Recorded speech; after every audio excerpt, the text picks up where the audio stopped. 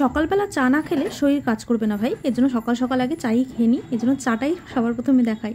তারপর দেখো রান্নাঘরে হয়েছে আজকে আলু পটলের তরকারি, আর হয়েছে ডাল, আর করব হচ্ছে একটু করলা আর আলু দিয়ে একদম সিম্পলভাবে একটা তরকারি, না কোনো ঝাল মশলা, শুধু ঝাল মশলা না, মশলা ছাড়া। ঝাল তো আমি দেবই, ঝাল ছাড়া আমার আবার মুখে রোচে না, ঝাল ছাড়া ভালো লাগে না। করলা দিয়ে আলু দিয়ে করছি কারণ একটু মানে তেতো খাবো, এই গরমে না এত মানে অসহ্য লাগছে এত ঝাল মশলা।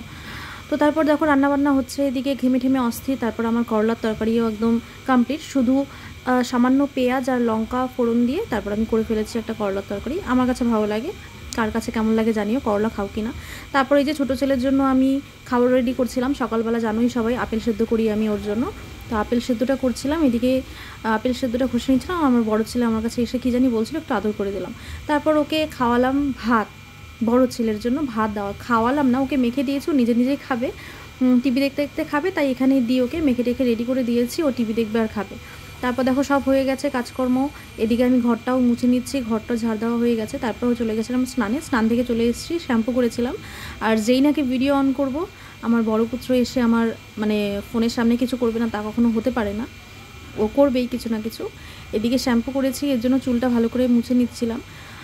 তারপর আমি আবার ছোটো ছেলেকে ওদিকে খাওয়াতে হবে। তারপর দুপুরে খাওয়া দাওয়া শেষ হয়ে গেছে, সবার খাওয়া দাওয়া কমপ্লিট। তারপর দেখো একটু শুতে এসেছি, বিছানার কি অবস্থা করেছে দুই ভাই মিলে, কী আর করবো দেখো। তারপর আবার ঠিকঠাক করে একটু শুলাম, মানে শুলাম বলতে শুতে শুতে সন্ধ্যায় লেগে যায়, তার আমি অত বিশ্রাম নিতে পারি না, একটুখানি শুই আর কি। তারপর দেখো সন্ধ্যার সময় উঠে গেছি, তারপর চা করেছি শাশুড়ি মায়ের জন্য, জানো লাল চা খায় আমার শাশুড়ি মা, তো লাল চা করে শাশুড়ি মাকে বিস্কিট দিয়ে আসবো প্রথমে, তারপর আমার দুধ চাটা করবো। দুধ চাটা বসিয়ে দিয়েছি ওদিকে হচ্ছে, আর ওদিকে আমি বিস্কিট টিস্কিট রেডি করে শাশুড়িমাকে দিয়ে আসবো। যে আমার দুধ চাটাও হয়ে গেছে, আমি আমারটাও ছেঁকে নিলাম, তারপর রাখছি। এদিকে বিস্কিট শেষ হয়ে গেছে, তো শাশুড়িমাকে দিয়ে আসবো আর বিস্কিটটাও নিয়ে আসবো। দেখো মাসের বাজারে আমাদের গ্রসারি আইটেমে বিস্কুট নিয়ে এসেছিলো, যেগুলো নিউট্রি চয়েস বিস্কিটগুলো থাকে না, ওই গমের একটু ভারী টাইপ, ওই বিস্কিটগুলো আমার খুব ভালো লাগে, ওটাই। তারপর একটু ছেলের জন্য দুধ গরম করে নিলাম, দুধ দিয়েও বিস্কিট দিয়ে খাবে, তো নিয়ে চলে গেলাম আমার আর ছেলের জন্য। তারপর চা খাবো, চা খাওয়ার আগে আমি সবসময় জল খাই, না হলে আমার কেমন যেন লাগে, যার যেটা অভ্যেস আর কি, জলটা আগে খেয়ে নিই। তারপর চা খাওয়া কমপ্লিট। তারপর দেখো শাশুড়ি মা একটু তাল ঘুষছিল, মানে শ্বশুরমশাই তাল নিয়ে এসেছিলো, তালের বড়া আর ক্ষীর খাবে বলে, তো সেটার কি প্রিপারেশন করছিল, এদিকে তালটা ঘষে নিচ্ছিল, তারপর আবার বড়াটা তৈরি করবে। আমার ছেলের হাত, বললাম না যে ভিডিও যখনই অন করব ওনার হাত না হলে মুখ কিছু একটা দেখতে পাবে তোমরা, তো সেটাই হচ্ছে ব্যাপার।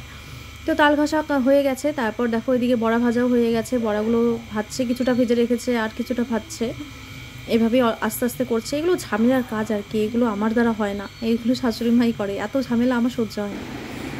আমার দুই পুত্র, একটা ছোট কিছু বোঝে না, এই যে নি, আরেকজন ওই যে,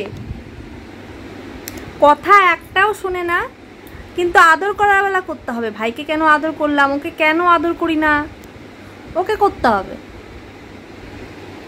ওই যে, এই যে দুষ্ট, ইধার আও, আসো আসো আসো। রাতে একদম খাওয়া দাওয়া সবাই কমপ্লিট হয়ে গেছে, যে যার ঘরে শুতে চলে গেছে, আমিও দুই ছেলেকে নিয়ে শুতে চলে এসেছি।